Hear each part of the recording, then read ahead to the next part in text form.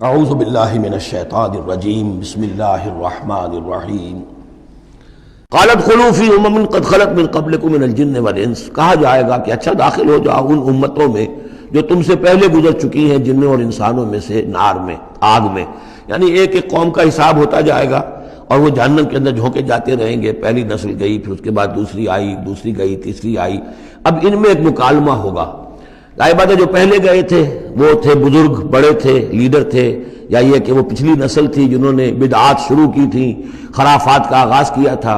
یہ بعد میں آنے والے ان پر لعنت کریں گے کہ تم نے ہمیں مروایا، تمہاری وجہ سے ہم بھی برباد ہو کر یہاں آئے ہیں، تو تمہیں دوہرا عذاب ملنا چاہیے۔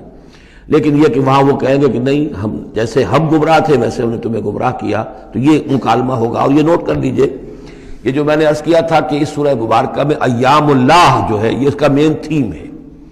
تو ایام اللہ کو یوں سمجھیے کہ ایک تو انسانی تخلیق کے اعتبار سے، ایک تو وہ ازل ہے جبکہ آدم کی تخلیق ہوئی، قصہ آدم و ابلیس ہوا، یہاں سے تو ہمارا وہ وقت جو ہے وہ شروع ہوتا ہے، اور جنت اور دوزخ میں پہنچ کر گویا کہ وہ ایک دور ختم ہوتا ہے، وہ آخری بات ہے۔ یہ ہے انتہا اور ابتدا۔ اس کے مابین ہے کہ جو انبیاء آئے، رسول آئے، ان کی داستانیں ہیں، ان کے حالات ہیں، ان کے واقعات ہیں، قوم نوح اور قوم ہود اور قوم صالح۔ تو یہ یہاں پر ایسا کیا گیا کہ پہلے وہ تخلیق کا مرحلہ آدم کا، اور وہ قصہ آدم و ابلیس آ گیا اول۔ اب جو جہنم کا اور جنت کا تذکرہ آ رہا ہے اور ان کی آپس کی گفتگویں ہوں گی، اور کچھ لوگ ایسے بھی ہوں گے نہ جو جہنم میں ابھی گئے ہوں گے، نہ جنت میں داخلہ ملا ہوگا، درمیان میں کہیں ہوں گے، صاحب اعراف ہوں گے، اصحاب اعراف، تو ان کا مکالمہ آ رہا ہے۔ یہ دونوں بگننگ اور اینڈ دکھا کر اور پھر سلسلہ شروع ہوگا انبیاء کرام اور رسولوں کے حالات کا۔ قالت خلوا فی امم قد خلت من قبلکم، داخل ہو جاؤ انہی قوموں میں، انہی نسلوں میں جو تم سے پہلے داخل ہو چکی ہیں، من الجن والانس فی النار، جنات بھی اور انسان بھی آگ میں۔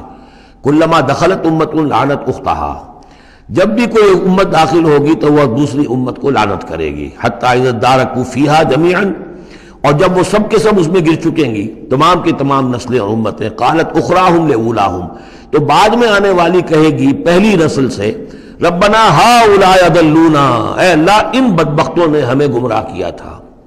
دنیا میں تو کہتے تھے کہ ہمارے آباء و اجداد ہیں، ہمارے اسلاف ہیں، ان کی ریتیں ہیں، ان کی روایتیں ہیں، ان کی چیزیں ہیں، کیسے چھیڑ دیں۔ لیکن یہاں پر کیا ہوگا؟ ربنا ہؤلاء اضلونا، ان لوگوں نے ہمیں برباد کیا، انہوں نے ہمیں گمراہ کیا۔ فآتہم عذابا ضعفا من النار، تو انہیں تو دگنا عذاب دے آگ میں سے۔ قال لکل ضعف، اللہ فرمائے گا نہیں، سب کے لیے دگنا ہے۔ جیسے یہ نے تم کو گمراہ کر کے آئے تھے، تم بھی اپنے بعد والوں کو گمراہ کر کے آئے ہو۔ تو یہ تو گویا کہ سلسلہ چل رہا ہے۔ تو اس لیے یہ کہ وہ تو ہر ایک کو سوچنا چاہیے تھا کہ اپنی عقل سے کام لیتا، ہم نے تمہیں عقل دی تھی، شعور دیا تھا، کیوں تم تقلید اعمیٰ کے اندر مبتلا رہے؟ آباء و اجداد کی تقلید ہو رہی ہے، اپنے لیڈروں کی تقلید ہو رہی ہے، تو یہ تقلید اعمیٰ کے لیے تمہیں میں نے آنکھیں دی تھی، تمہیں کان دیے تھے، تمہیں میں نے عقل دی تھی، تمہیں نیکی اور بدی کا شعور دیا تھا۔ ہر شخص جو ہے وہ ذمہ دار ہے۔ قال لکل ضعف، اللہ فرمائے گا سب کے لیے دوہرا ہے، ولکن لا تعلمون، لیکن تمہیں اس کا علم نہیں ہے۔ وقالت اولاہم لاخراہم، اب وہ کہیں گے پچھلے جو ہیں، جو پہلے والے تھے، بعد میں آنے والوں کو، فما کان لکم علینا من فضل، دیکھو نا، نہیں نا تمہیں کوئی، ہم پر کوئی فضیلت حاصل نہیں ہو سکی، تم نے خام خواہ ہم پر لعنت کی، لیکن اس سے کیا حاصل تمہیں کیا ہوا؟ ما کان لکم علینا من فضل فذوقوا العذاب بما کنتم تکسبون، اور اب چکھو مذاق عذاب کا اپنی کرتوتوں کے باعث۔ ان الذین کذبوا بآیاتنا واستکبروا عنہا، یقیناً وہ لوگ جنہوں نے ہماری آیات کو جھٹلایا اور استکبار پھر عنہا، اور بر بنائے تکبر ان کو رد کیا، اعراض کیا ان سے تکبر کی بنیاد پر، لا تفتح لهم ابواب السماء، ان کے لیے آسمان کے دروازے کبھی نہیں کھولے جائیں گے۔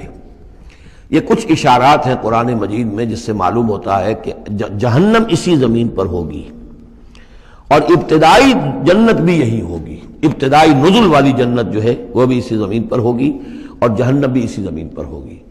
اور کچھ ایسا سا تصور ہوتا ہے کہ جیسے زمین کو جب کھینچا جائے گا، وَإِذَا الْأَرْضُ مُدَّتْ، زمین کو جب کھینچا جائے گا تو جیسے ربڑ کی کرمچ کی کوئی گیند ہو اس کو کھینچے، تو آپ کو معلوم ہے کہ جو جہاں سے وہ زیادہ موٹی ہے وہ پچک جائے گی۔ جب وہ پچکے گی تو اس کے اندر جو لاوا ہے، اس وقت بھی زمین کے پیٹ میں بھرا ہوا ہے وہ لاوا، وہ ظاہر ہو جائے گا، اور وہ جہنم ہوگی۔ واللہ عالم، یہ کچھ اندازے ہوتے ہیں بعض اشارات سے، اس لیے کہ فیصلہ جو ہے میدان حشر یہی ہے۔ احادیث میں میدان عرفات جو ہے اسی کو کھول دیا جائے گا، وسیع کر دیا جائے گا، اور اسی یہیں پر حشر ہونا ہے۔ وَجَاءَ رَبُّكَ وَالْمَلَكُ صَفًّا صَفًّا، اور پروردگار بھی شان اجلال کے ساتھ نزول فرمائیں گے اور فرشتے آئیں گے فوج در فوج، اور یہیں پر حساب کتاب ہوگا۔ ابتدائی مہمان نوازی بھی جو ہے وہ یہی ہوگی، لیکن پھر یہ کہ اہل جنت اپنے مراتب کے اعتبار سے اور اوپر کی جنتوں میں چڑھتے چلے جائیں گے، لیکن ظاہر بات ہے یہ لوگ جو ہے یہ یہی کہ یہ رہ جائیں گے۔ لا تفتح لهم ابواب السماء، ان کے لیے آسمان کے دروازے کھولے ہی نہیں جائیں گے۔ ولا يدخلون الجنت، اور وہ جنت میں داخل نہیں ہوں گے حتی یلج الجمل فی سم الخیاط، یہاں تک کہ اونٹ گزر جائے، گھس جائے سوئی کے ناکے میں۔ اسے کہتے ہیں تعلیق بالمحال، نہ یہ ممکن ہے کہ سوئی کا ناکا اتنا بڑا ہو جائے کہ اونٹ گزر جائے، یا اونٹ اتنا چھوٹا ہو جائے کہ سوئی کے ناکے میں داخل ہو جائے، نہ ان کفار کے جنت میں داخل ہونے کا کوئی امکان ہے۔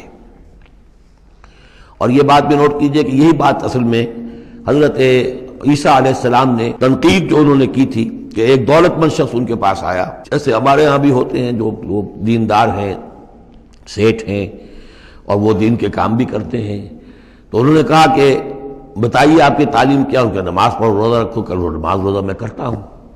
اچھا اپنے غریبوں کے اپنے بال میں سے دو، یہ کرو وہ کرو، یہ بھی میں کرتا ہوں، آپ بتائیے اور کیا ہے؟ پھر آخر میں فرمایا حضرت مسیح نے، اچھا اپنی صلیب اٹھاؤ اور میرے ساتھ چلو۔ یعنی یہ کہ اب وہ ہے وہ جد و جہد حق و باطل کی کشاکش، یہ نیکی کے کام کرنا، دھندوں میں لگے رہنا، اور اپنے ساتھ کچھ نہ کچھ نیکی کا کام ہے، کچھ پن ہے، کچھ خیرات ہے، کچھ ثواب کے کام ہے، کوئی نماز ہے، روزہ ہے، یہ تو آسان ہے، لیکن یہ کہ اس کشاکش حق و باطل جو ہے اس میں لگنا، کہ جس میں پھر اندیشہ ہو کہ پھانسی بھی آ سکتی ہے، اندیشہ ہو جان بھی جا سکتی ہے، تکلیف بھی آ سکتی ہے۔ تو جب انہوں نے کہا کہ اچھا ٹھیک ہے، پھر جب تم نے یہ ساری منزلیں طے کر لی تو آخری منزل ہے اپنی صلیب اٹھاؤ اور میرے ساتھ آ جاؤ۔ تو اس شخص کا چہرہ لٹک گیا اور وہ چلا گیا۔ تو حضرت مسیح نے فرمایا کہ اونٹ کا سوئی کے ناکے میں سے گزرنا ممکن ہے، لیکن کسی دولت مند شخص کا اللہ کی بادشاہت میں داخل ہونا ممکن نہیں ہے۔ بہرحال میں اس وقت اسے کسی دلیل کے طور پہ پیش نہیں کر رہا ہوں، لیکن میں نے صرف یہ کہ یہی جو ہے محاورہ جو قرآن مجید میں یہاں آیا ہے، حتیٰ یلج الجمل فی سم الخیاط، یہی ہے کہ جو حضرت عیسیٰ علیہ السلام نے استعمال کیا۔ وَكَذَلِكَ نَجْزِي الْمُجْرِمِينَ، اور اسی طرح ہم بدلہ دیتے ہیں مجرموں کو۔ لَهُم مِّن جَهَنَّمَ مِہَادٌ، ان کے لیے جہنم ہی کا ہوگا بچھونا، وَمِن فَوْقِهِمْ غَوَاشٍ، اور اسی کا اوڑھنا ہوگا، لحاف بھی اسی کا ہے آگ کا، اور اس کے گدے بھی۔ وَكَذَلِكَ نَجْزِي الظَّالِمِينَ، اور اسی طرح ہم ظالموں کو بدلہ دیں گے۔ صدق اللہ العظیم۔